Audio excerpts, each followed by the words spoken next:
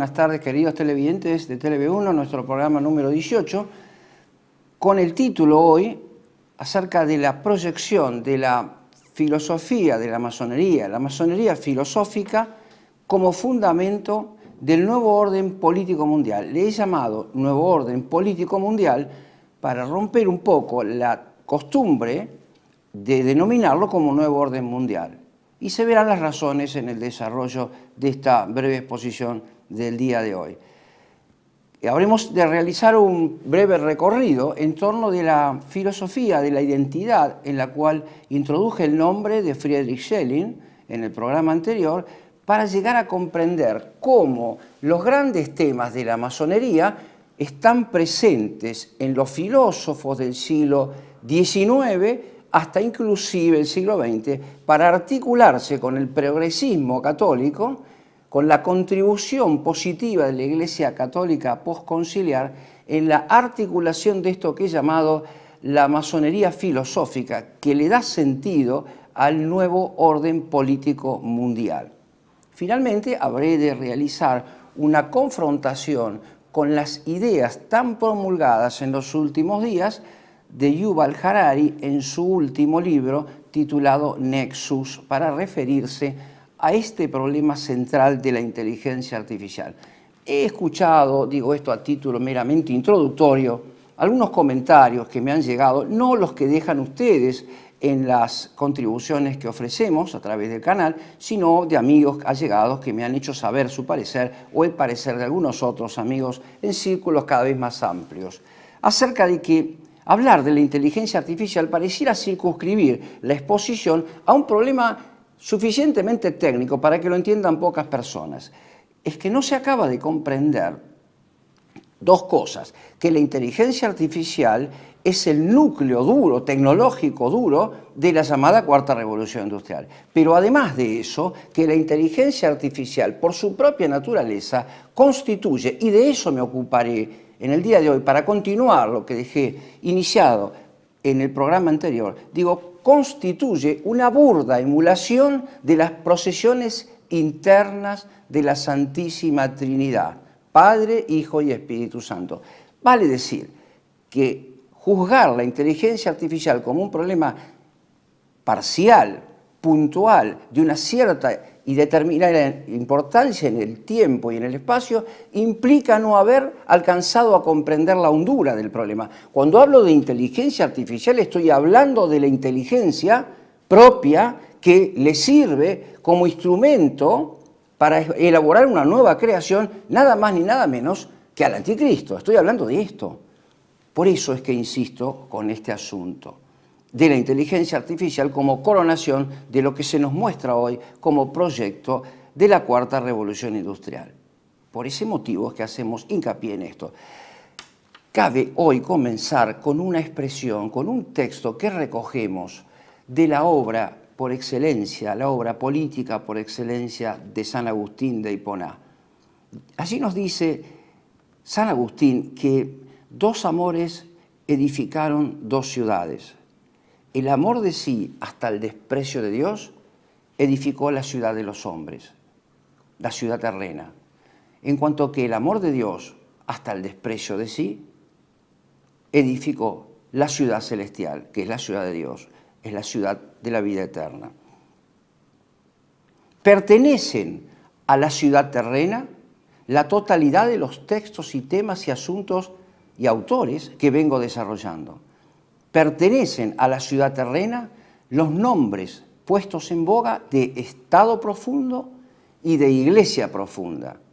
Ambos resultan ser organizaciones intangibles, ocultas en la profundidad del estado manifiesto, del estado de superficie, pero que ejercen una influencia tal sobre los actores visibles del poder que los condicionan y los tornan a su servicio. Ambas dos estructuras, el estado profundo y la iglesia profunda, se unen en una síntesis superior que en programas anteriores he definido con el nombre de sinarquía, sinarquía, una unión, un nuevo principio puramente inmanentista al que habré de referirme inmediatamente después de esta introducción, y al servicio también de ese modo de pensar propio de la masonería. La sinarquía se vale de la masonería para darle forma a esta ciudad terrena edificada expresamente contra la ciudad celeste, contra la creación divina. Vean ustedes que hablamos de variaciones del mismo tema, pero a un nivel distinto de reflexión, esta vez al nivel metafísico e incluso teológico. La sinarquía, la iglesia profunda y el estado profundo asumen para sí el guión de los grandes temas de la masonería, pero ambos tienen estructuras de superficie que las representan. Una de ellas, la de la iglesia profunda, podría designarse con el nombre de la mafia de San Galo, que es, según la exposición del profesor fallecido Antonio Livi, la estructura profunda de la iglesia profunda que dio origen al acceso al poder y a la intrusión en el poder de Jorge Mario Bergoglio, no sin antes provocar, cito Carlos María Viganó, cito don Antonio Livi fallecido, la renuncia de Joseph Ratzinger. En cuanto que el estado profundo se manifiesta a través de otra organización parcialmente superficial, como es el denominado Club Bilderberg, para dar el nombre de la ciudad el hotel donde comenzaron a reunirse estos grandes factores de poder, normalmente élites económicas mundiales, para darle continuidad a ese poder profundo, en principio económico y de fondo profundamente teológico, inspirado incluso en el gran guión del libro del Apocalipsis, hasta condicionar, como he dicho, el accionar de todos los estados del mundo. Cabe, para realizar un análisis acorde con el objeto que nos hemos propuesto o que vengo a proponerles en el día de hoy, traer a colación la encíclica de León XIII titulada Humanum Genus, que condena expresamente la masonería como émulo de la auténtica religión católica, que es la religión cuyo objeto es Dios uno y trino. Cuando se escribió la encíclica Humanum Genus de León XIII en 1884, cabe señalar, ya estaba terminado el proyecto hegeliano del espíritu absoluto. Verán ustedes qué pertinencia va a tener esa gran obra, esa forma mentis nueva de pensar en una totalidad absorbente, como la que hoy nos propone el Estado mundial. Digo entonces, estaba acabado el proyecto hegeliano, que no era más que la culminación lógica de la filosofía iluminista que tuvo su origen en el imperativo categórico de Kant. Estaba acabado también el proyecto de quien influyó sobre Hegel, que es Friedrich Schelling. Estaba terminada su filosofía de la identidad y de la autoconciencia que, pensándose a sí misma, se realiza en la naturaleza, dando lugar a nuevas y nuevas creaciones. Ya el televidente podrá ir recogiendo sugestiones que hemos lanzado en programas anteriores, que están sugeridas en el título para el día de hoy. Estaba también terminado, naturalmente, el proyecto del contractualismo rusoniano, que vemos con patético realismo en el último capítulo del Contrato Social de Rousseau, donde el fundamento del contrato no es más que un espíritu absoluto, para tomar la terminología de Hegel, que se hace como religión natural, garantía de la paz, de la sostenibilidad política. Quien no cumpla esta religión de Estado, esta religión política, será, como hoy suena en nuestros oídos, cada vez más fuerte, cada vez con más acentuación, la pena de confinamiento, de exclusión del todo político o aún de la pena de muerte, porque recogiendo la terminología del derecho público, quienes se configuran en disidentes a título de la convicción en un Dios uno y trino, cuya auténtica vida es la vida eterna, cuyo reino celestial es la puerta para nuestra redención eterna, para nuestra salvación eterna, se constituye en enemigo del todo y de la parte de la comunidad política fundada por la masonería y por la ciudad terrena a la que vengo refiriéndome.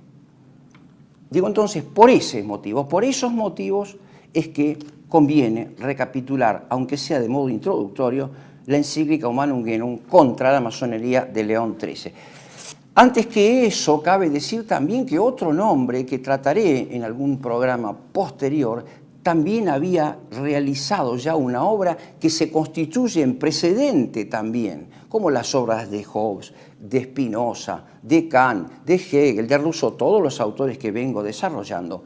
Me refiero a la obra de Arthur Schopenhauer, nacido en Polonia y fallecido en Frankfurt, en Alemania, que con su obra El mundo como representación y voluntad no hacía más que sentar el precedente tal vez más próximo de cuanto hoy describo con el nombre del Estado mundial, del nuevo orden político mundial. Para introducirnos en el análisis de este asunto, cabe recordar los grandes temas de la masonería y su propósito. Filosóficamente podríamos decir que la masonería amalgama dos grandes términos, que son el concepto de panteísmo y el concepto de naturalismo. En verdad, se trata de dos caras de la misma moneda, siendo el panteísmo su lado teológico natural, que indica la presencia de Dios como idéntico con su creación. Dios no crea las cosas por participación, dotándolas del ser, sino que es Él, uno y el mismo, con cada una y todas las cosas. Y el lado filosófico es el naturalismo, que viene a definirse como una cierta divinización de la naturaleza. Pero de una u otra forma, el término panteísmo y naturalismo expresa el fin concreto de la masonería, que es romper, interdecir, bloquear, prohibir inclusive cualquier relación entre la creación y el creador. La filosofía de Schelling, esa filosofía de la autoconciencia que se realiza en el tiempo y en el espacio, esa filosofía que crea las cosas, que se ha hecho una con sus creaciones también, esa filosofía de Schelling es naturalista y también es panteísta. Viene a constituir ese todo lo que podríamos llamar, con una terminología griega muy apropiada, tomada del neoplatonismo, el pléroma. Pléroma es una palabra griega que deriva de la raíz ple, que tiene el sentido de completitud, de lo lleno, físicamente lleno. El pléroma es lo que está completo y es exactamente el concepto neoplatónico que se puede aplicar al medio ambiente como una esfera puramente material, cerrada en sí misma y completa, fuente de toda la vida orgánica dentro de ella. Vean ustedes los grandes temas de la Cuarta Revolución Industrial. Cabe destacar ahora, establecidos los grandes conceptos de la masonería, los grandes conceptos y coincidencias con Friedrich Schelling, el aporte del progresismo católico, que ha iniciado ya no Jorge Bergoglio, sino Karol Wojtyła en nuestro tiempo, al entronizar, al postular e incluso beatificar la figura de Antonio Rosmini como el Tomás de Aquino sustituto de la edad moderna y contemporánea. ¿En qué sentido? En que también Antonio Rosmini propone un cierto panteísmo revestido de catolicismo, en virtud del cual el Espíritu Santo se hace uno con nuestro propio intelecto, de tal manera de garantizar nuestras creaciones con el respaldo propio de la divinidad en nosotros. Se entienden así expresiones tales como dejémonos sorprender por el Espíritu Santo, tales como la teología del católico anónimo de Karl Rahner, definido y seguido también por otros teólogos a los cuales Bergoglio ha denominado sus teólogos por excelencia. Sería motivo también de un desarrollo particular, pero sirva tan solo como punto de partida a notar que fue precisamente Montini, autodenominado Pablo VI, quien prohibió los libros de Rosmini por incurrir en estos errores heréticos del panteísmo y del naturalismo. Hay para ello un estudio muy importante del padre Cornelio Fabro, tal vez uno de los últimos metafísicos del siglo XX, que lo prueba cabalmente por encargo del entonces Pablo VI, en rigor Montini.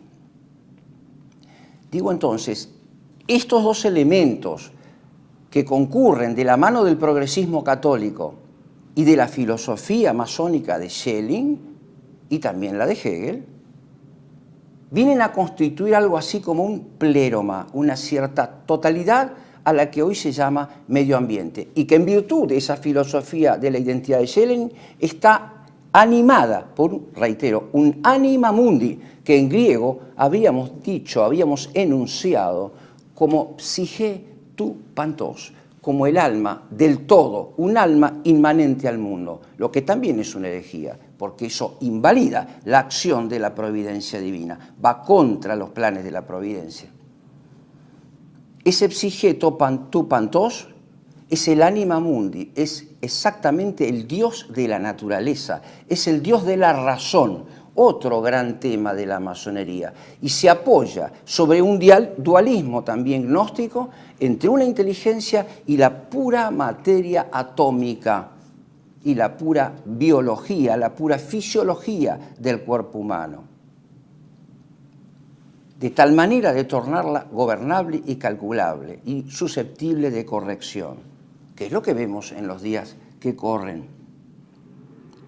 Cabe destacar que esta iglesia profunda ha nacido en el interior del estado profundo, no como ocurría en el paradigma medieval, en el cual el Sacro Imperio Romano Germánico era una entidad político-temporal coronada, rodeada como por su criterio de legitimidad por el papado y por el poder religioso.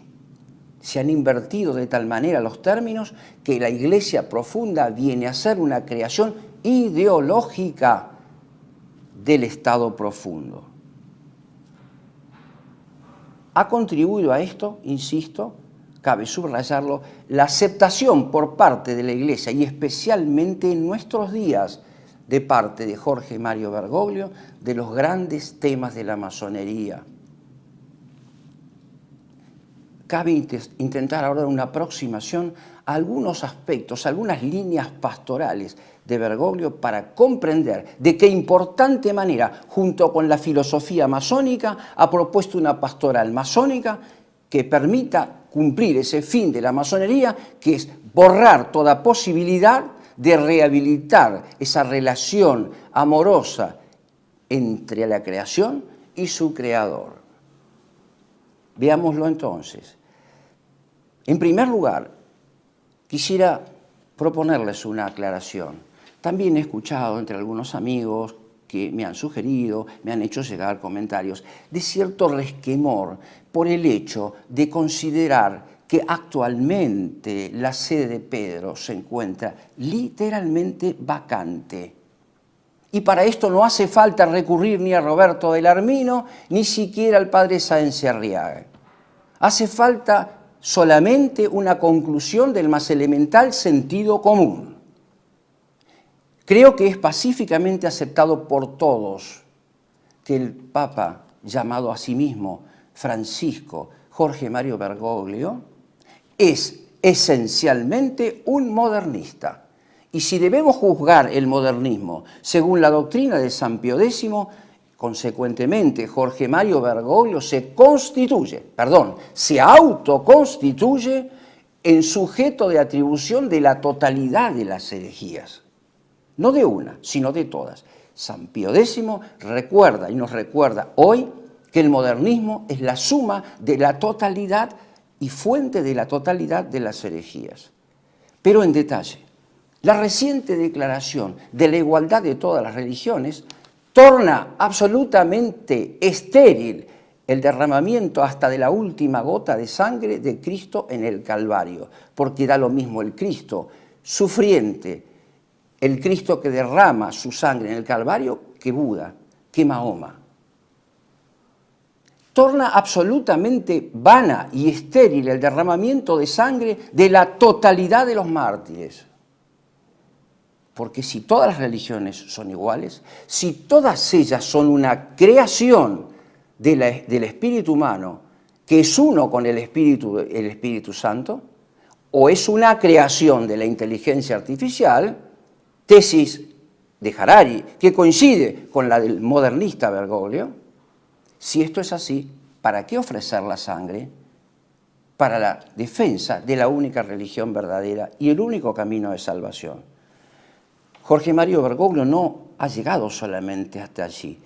Ha puesto en entredicho la misma consistencia del orden de la creación desde el punto de vista de la persona humana, que mediante la procreación, la creación y procreación de la prole, asegura el sostenimiento de la especie, porque ha negado el dogma de la Inmaculada Concepción de la Virgen María, Madre de Dios.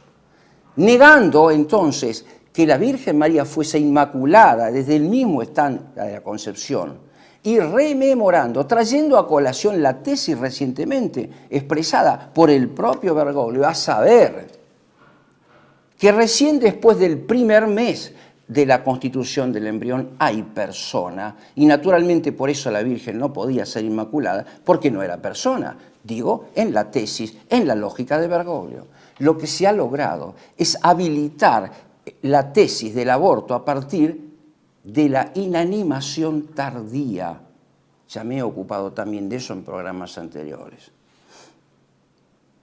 También, para garantizar el cumplimiento de este altísimo fin de la masonería, de borrar a Dios uno y trino de nuestro horizonte, lo que ha hecho es alterar, profundizar la modificación de la totalidad de los sacramentos de la Iglesia, que son caminos, vías que nos conducen al mismo fin, es decir, a la salvación eterna.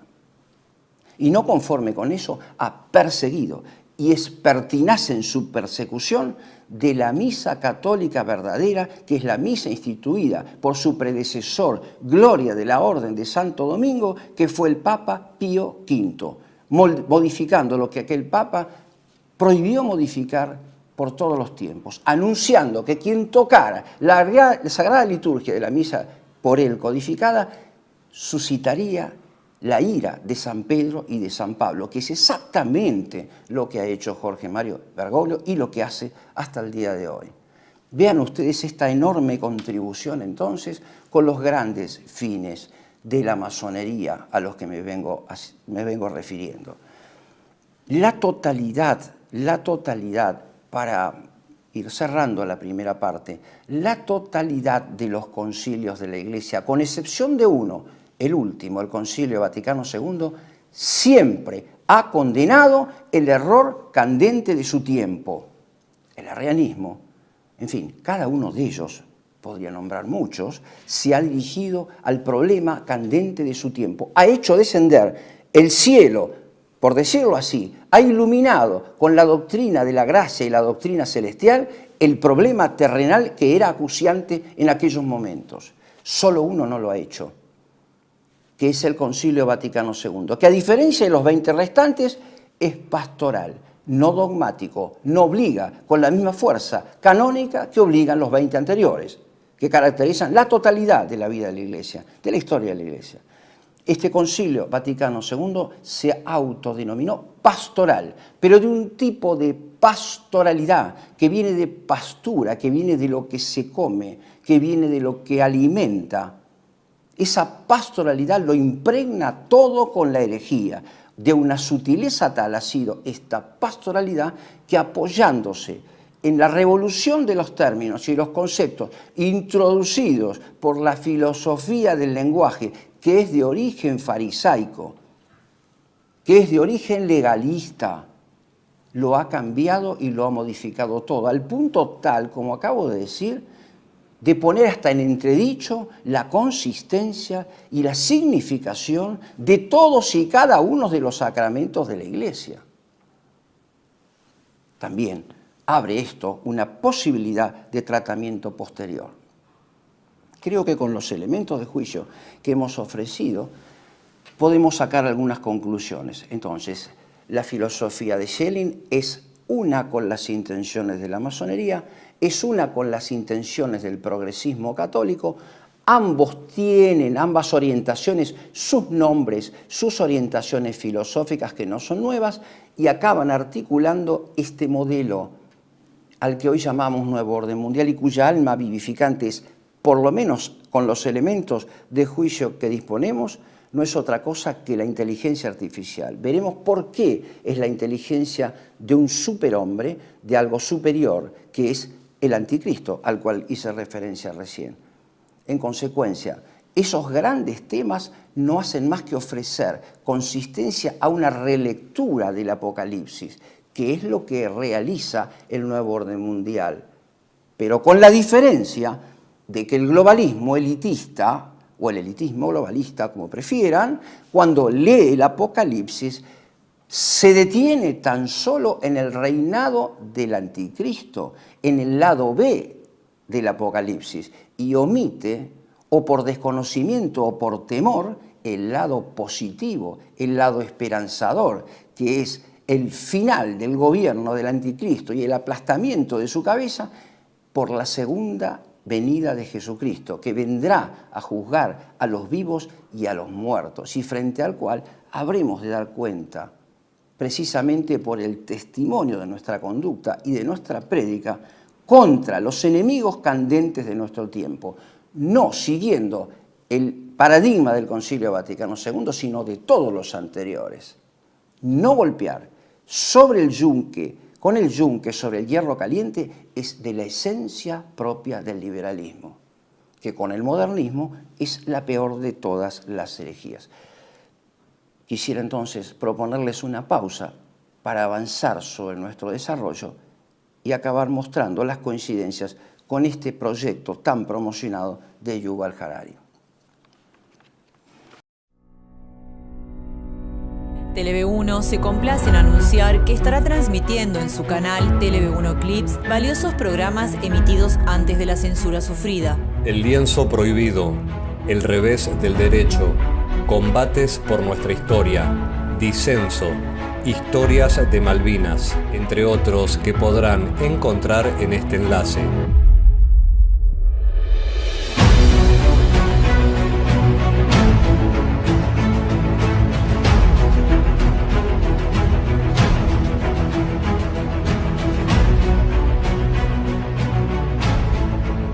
Agradecemos su aprovechamiento y difusión.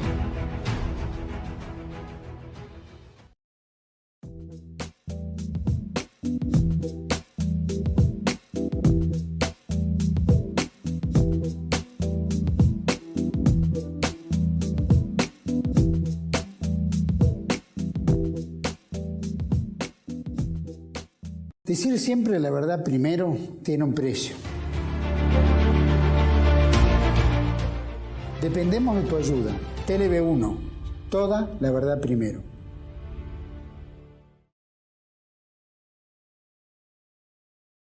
Continuamos entonces con una aproximación aún mayor respecto de los grandes temas de la filosofía de la identidad de Schelling. Dije antes que podíamos constituir lo que llamamos un pléroma, dentro del cual vamos a reinsertar aquel axioma griego, psique tu pantos, el alma del mundo. Dentro de ese pléroma nuevo, de ese pléroma reconfigurador y frontal de la completitud de la vida, podríamos redefinir los términos de la comunidad política que conocimos en el modelo aristotélico y platónico. Creo que en algún programa anterior me serví de una comparación geométrica para mostrar con claridad la oposición de estos dos modelos. Decía entonces que en un triángulo equilátero, me voy a referir solo al actual, podríamos decir que la base la constituye el vínculo social. Ya no hablo de comunidad, sino de vínculo social. Y en el vértice superior, en lugar del bien común político, como criterio legitimador de referencia, colocamos ahora a la inteligencia artificial, al anima mundi, al psyche pantos. ¿A qué cosa? A esa inteligencia superior de lo que va a llamar Arthur Schopenhauer el macroantropos. Es una palabra griega también, el gran hombre, el hombre grande, el superhombre de Nietzsche, el hombre de extrema probidad de Nietzsche, aquel hombre que solo se satisface con la visión patente de nuestro sufrimiento y esclavitud. Pero vamos llegando hacia el final con ese concepto de macantropos introducido en la obra de Schopenhauer, El mundo como representación y voluntad. Verán ustedes allí, como también están allí, los grandes temas de la antropología propia de este nuevo orden político mundial. Decía entonces, en el interior de ese pléroma, constituido como medio ambiente, vamos hacia el alma del mundo, hacia la inteligencia del mundo. Y allí quisiera retomar también lo que expresé en programas anteriores. Tenemos tres formas de redactar, de constituir, de comprender la relación entre ser y pensar. Hay una relación entre el ser y el pensar ofreciéndole la primacía al ser. Primero el ser y después el pensar, ¿no? Podríamos decir que en el plano trascendente el ser por excelencia es Dios, que se piensa a sí mismo.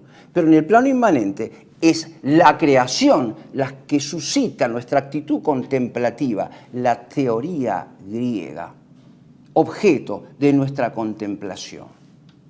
Hay allí entonces una primacía del ser respecto del pensar. La modernidad, con el proyecto de Kant, al que puse en el origen del pensamiento masónico posterior, cabe recordar que Descartes, predecesor de Kant, era masón. De manera que no estoy diciendo nada nuevo, ni estoy sacando yo de la galera una conclusión. Fue acusado por libre pensador masónico. Y frecuentaba los círculos de los masones, el inspirador de Kant. Bueno, digo entonces allí, la relación entre ser y pensar se invierte en un cambio copernicano, dándole primacía al pensamiento que construye la realidad, porque Kant niega ese registro de la creación de Dios que es el mundo orientador de las esencias.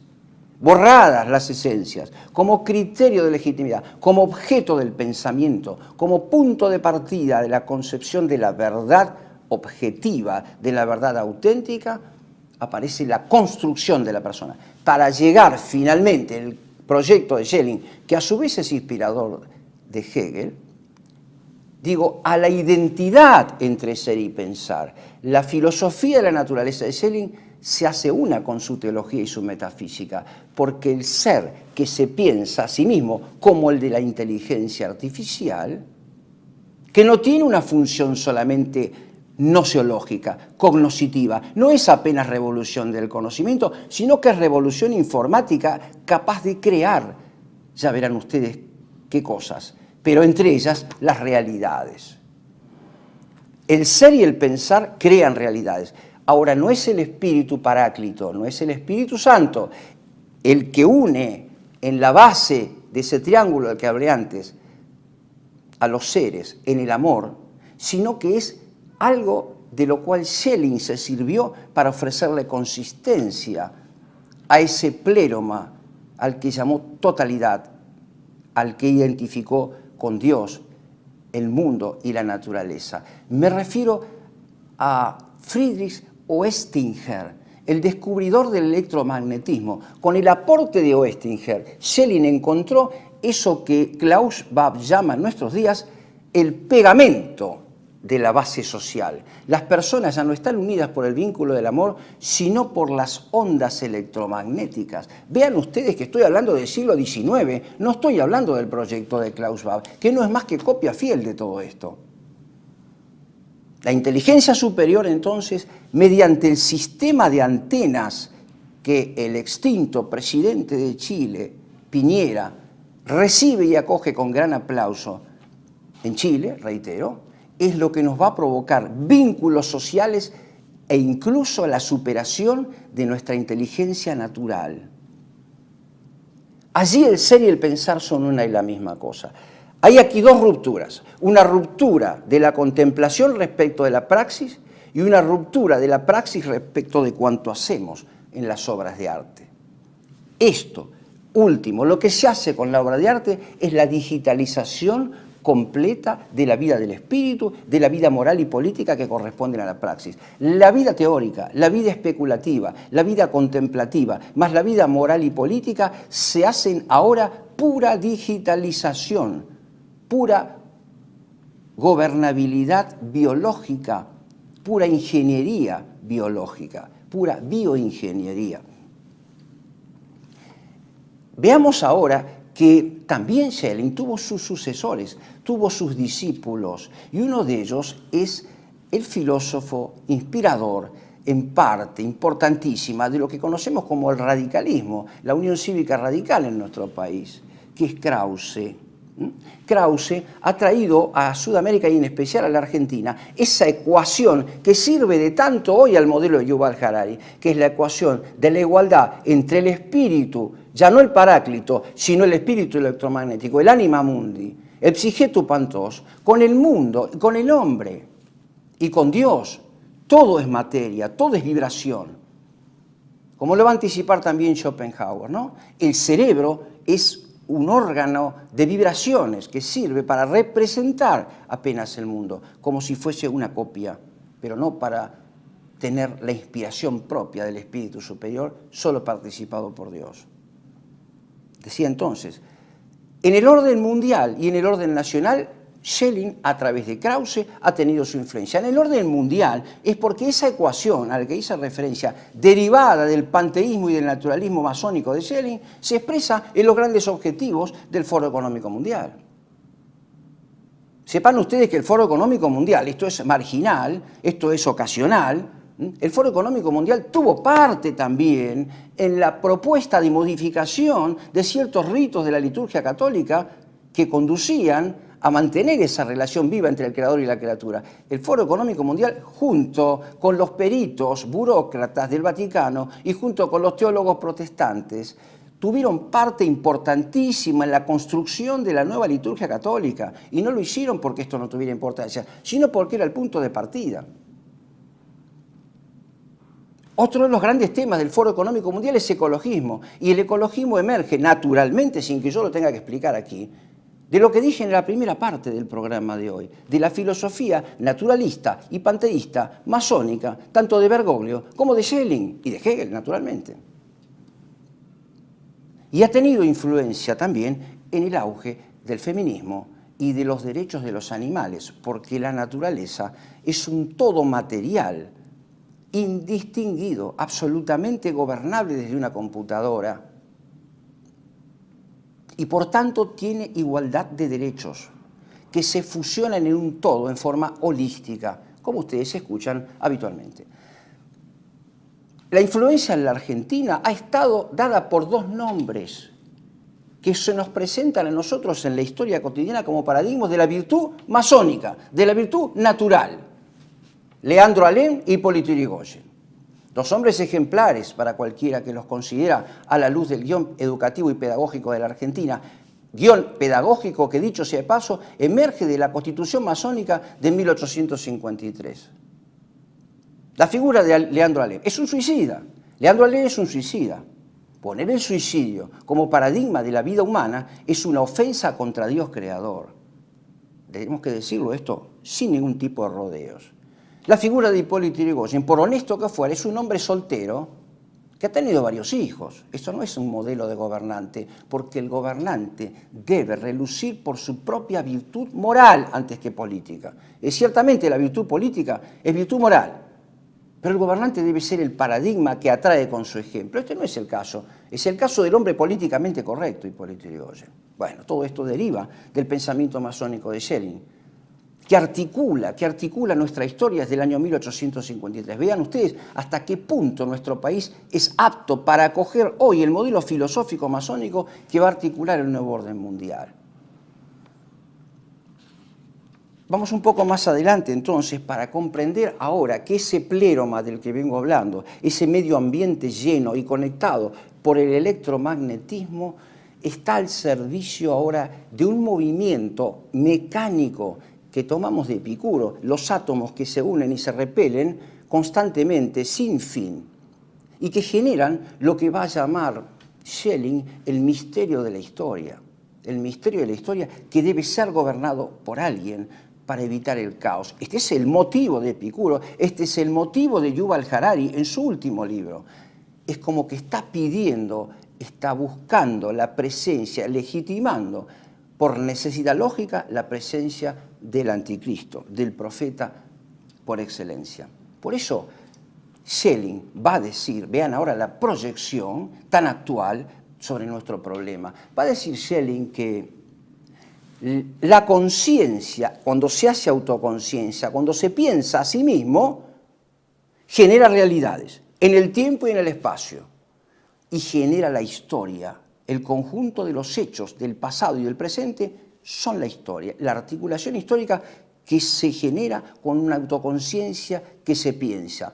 Recuerden aquí aquello de la comparación que hice con las procesiones internas de la Santísima Trinidad. De Dios pensándose a sí mismo engendra las realidades. Pero para evitar que esta generación casi mecánica de las realidades, también sometidas al mecanicismo atomicista, se conviertan en un caos ingobernable, hace falta un logos que nos permita transitar del caos griego, del caos, a la racionalidad. Y ese es tarea de la inteligencia artificial y superior del macantropos, del hombre superior, del hombre de extrema probidad, del anticristo, del que Nietzsche habla expresamente, del que los globalistas hablan expresamente en sus símbolos. Recuerdo aquí los Juegos Olímpicos de París recientemente cerrados con toda una alegoría teológica. Da entonces esto lugar a la constitución de una constitución, reitero, pero en el sentido jurídico, una constitución cosmopolita global, una sola constitución de un Estado único. Esto es Schelling, esto no es Klaus Schwab. Esto es Schelling, esto no es Yuval Harari, es Schelling. Una constitución cosmopolita, tal cual como que había anunciado su mentor Kant en aquel Tratado de la Paz Perpetua. Una constitución cosmopolita mundial. Y va a agregar Yuval Harari a este proyecto otra capacidad propia de la inteligencia entendida, repito, no como revolución del conocimiento, sino como revolución informática. Vale decir, una inteligencia artificial que valiéndose de los algoritmos y de los big data, que no son otra cosa que el resultado del encadenamiento de los data que nosotros ofrecemos gratuitamente con el celular, que forma parte de nuestra vida ya cotidiana, esa alternancia con los seres inorgánicos, forma ese gran Big Data que será capaz, cito Harari, de crear una nueva religión, pero con premisas tomadas del hombre humano, una vez más Nietzsche, estrictamente, demasiado humano. Una religión hecha a la medida del hombre. Me pregunto, ¿qué otra cosa es la religión católica en el paradigma de la secta bergogliana, sino una religión del hombre? Me pregunto, ¿qué cosa es sino esto? Exactamente el mismo proyecto, exactamente los mismos elementos de juicio, los mismos conceptos, casi los mismos términos. La vida será puramente digital en este mundo cosmopolita gobernado por una religión post-cristiana, por una post-verdad, por una verdad poliédrica, como suele llamarla Bergoglio, y por una constitución jurídica cosmopolita, encargada de difundir por las arterias electromagnéticas del pegamento social un etos nuevo, anticatólico radicalmente. Vayamos acercándonos un poco ya a otros aspectos que nos permiten comprender mejor el alcance y la actualidad. Vamos a la filosofía de la inteligencia artificial que nos ofrece Yuval Harari. Harari toma y tiene en su horizonte no claramente el paradigma católico, sino el paradigma judío, pero que es absolutamente pertinente para comprender lo que yo he llamado la judaización del catolicismo ejecutada precisamente por la mente de la secta bergogliana. Vean, cuando yo digo esto, cuando hablo del sedevacantismo de la actualidad, cuando digo todo, no digo esto para escandalizar a nadie. Y si esto llama la atención, yo pido serenidad y una permanente remisión a los hechos concretos. Me consta que, queridos amigos, sacerdotes y laicos, han compartido este ideal y este pensamiento que yo he desarrollado, pero en fuero público no lo expresan. Y no lo expresan porque tienen miedo, porque viven de la secta bergogliana. Y esto hay que decirlo, porque las mayores críticas que yo he recibido siempre por debajo, como hacían con Santo Tomás, no soy Santo Tomás, pero alguna cosa en común parece que lo hay como constante histórica. Allá en la oscuridad, sin dar la cara, sin dar el nombre, ejercen una crítica que no se animan a fundamentar en superficie. Defienden la figura de Bergoglio como papa tan solo porque le deben, en algunos casos, sus nombramientos en las universidades católicas, como rectores, profesores. Tienen hasta honorarios por estas cosas. Yo quisiera aclarar que hablo frente a la verdad y me debo a ustedes frente a la verdad, no frente al honorario, no frente a la paga, ni frente a la recompensa material. Puedo decir con humildad también y con absoluta veracidad que la totalidad de mis cargos académicos no se las debo a ningún favor de ningún monseñor de la secta bergogliana. Me lo gané con mi propio esfuerzo, como muchos de ustedes trabajan para ganarse el pan de cada día, frente a tribunales que elegían profesores y que no precisamente me querían favorecer. De tal manera que hablo con libertad frente a la verdad y por eso me atrevo a decir estas cosas. Volviendo al tema de Harari y sus coincidencias con la secta bergogliana. Lo que ha hecho Harari, en primer lugar, es mostrar el origen de la inteligencia artificial en su raíz teológica judaica. Esto es expreso en el libro Nexus, que está promocionado hoy por hoy en casi todos los barrios de la ciudad de Buenos Aires. Lo van a encontrar allí, como yo lo explico ahora. Va a decirnos Harari, y en esto tiene razón, que fue la tradición judía la primera en mostrarnos ese paradigma de transformar la verdad, la aletheia griega, en información, que es un concepto nuevo. La verdad ha sido sustituida por la información.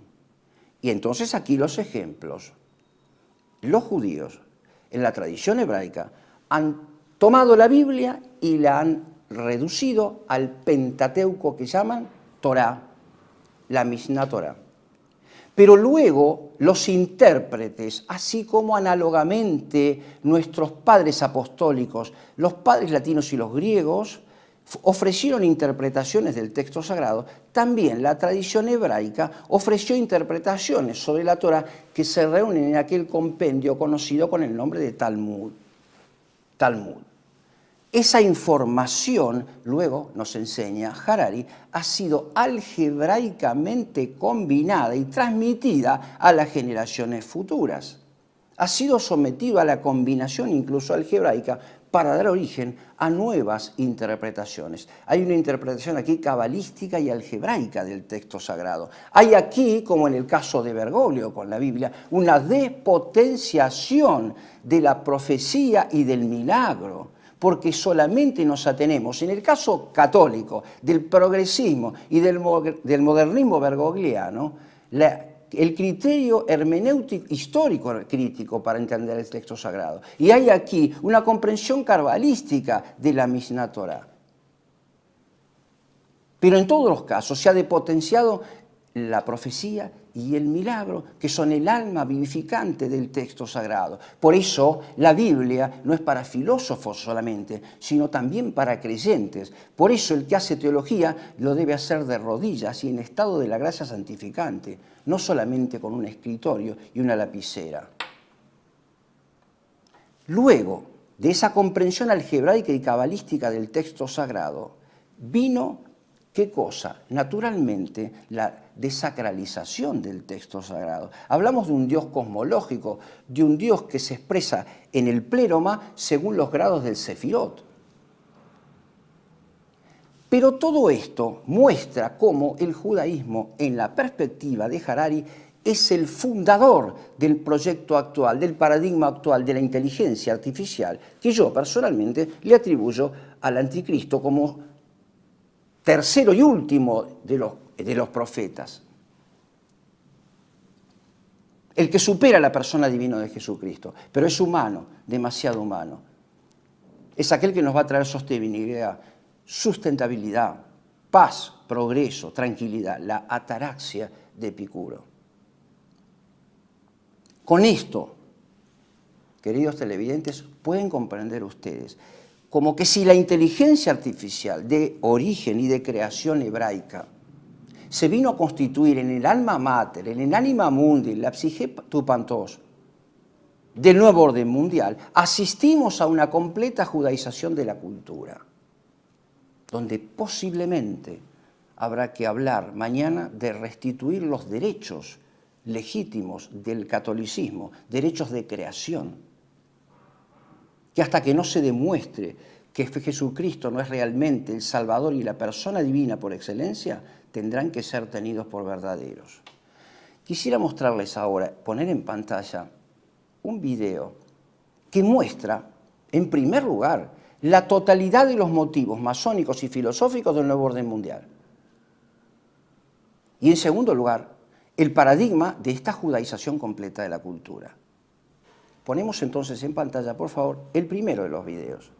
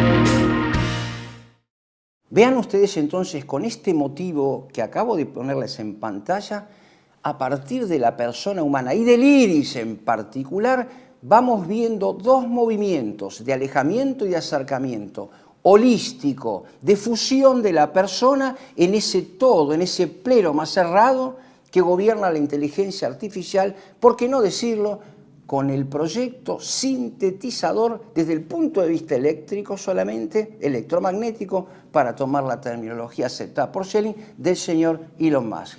Ahí lo ven ustedes, el iris que se muestra como punto de partida, como vértice, que muestra la fusión holística de la persona en el todo, y el todo que se acerca a la persona para mostrarle precisamente esa permanente relación entre el medio ambiente, entre el pleroma inmanente y nuestra completa vida fisiológica. Nada hay en este video referente a la vida del espíritu, a la alta vida del espíritu, que es el motor auténtico de la vida humana.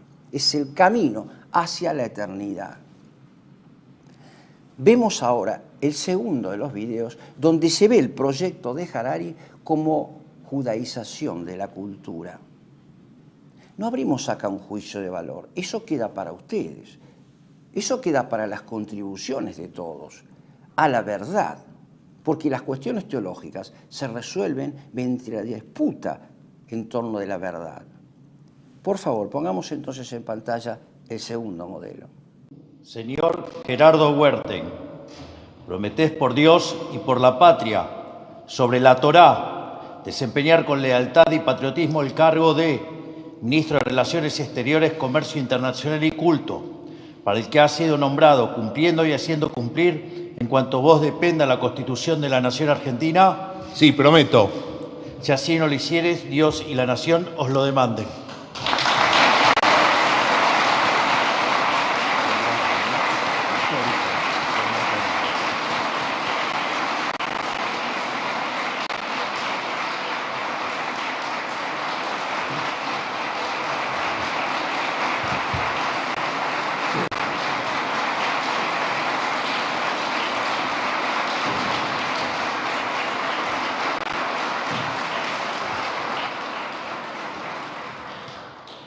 Como hoy hemos salido, digamos, del formato convencional y tradicional y el juramento se hizo sobre la Torá, me pareció pertinente y apropiado hablar sobre la parashá de esta semana, que es la parashá Lej Lejá. Y es interesante lo que señala esta parashá, así que te están mandando señales la fuerza del cielo, Gerardo, porque en la cual se habla de los comienzos de los viajes de Abraham por todo el mundo, difundiendo los mensajes del Creador. Dios le dice en esta parashá que va a tener mucha influencia en las naciones del mundo y dándole una responsabilidad importante para llevar los mensajes de la Torá, de la vida y la libertad al mundo entero. E incluso ya interactuará con otras naciones Abraham en esta parashá. Así es que bendiciones, éxitos y bendiciones. Te diría al revés. Finalizada la palabra del señor presidente de la Nación. Ven ustedes entonces aquí con el caso de la ruptura de paradigma operada recientemente por el presidente Javier Milei, la introducción de una fórmula enteramente ajena al etos propio de la patria argentina, que es de María y de Cristo Rey, y lo seguirá siendo, muy a pesar de las declaraciones ecumenistas de la señora vicepresidenta y del patente judaísmo que profesa el señor Javier Milei. Habrá que demostrar si ellos tienen razón y habrá que hacerlo mediante la honesta discusión. Pero lo que aquí se ve es justamente la presencia de ese nuevo etos global que emerge como de su fuente, de la inteligencia superior del, justamente, ese hombre superior de Nietzsche, que se expresa, atentos al caso de Yuval Harari, como el modelo por excelencia de la informática aplicada al texto teológico, que da como resultado la comprensión hebraica de la Biblia y solamente del texto, menos el milagro y menos la profecía. Pero los milagros y las profecías aún permanecen. Y la profecía se va a cumplir porque es palabra de los profetas, porque Dios mandó que se nos anunciara. Precisamente, quisiera retomar una idea expresada en la primera parte y al comienzo de la segunda.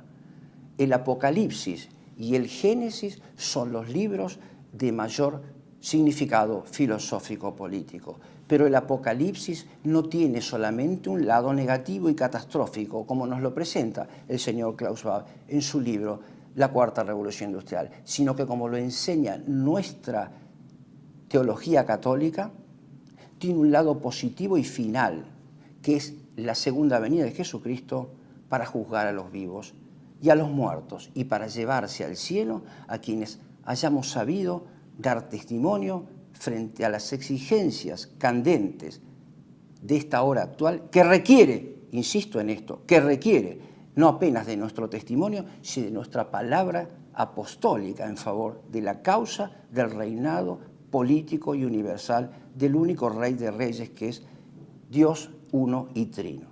Les agradezco la atención dispensada y espero que nos encontremos entonces de aquí a 15 días, Dios mediante, con algún otro tema que pueda iluminar nuestro presente.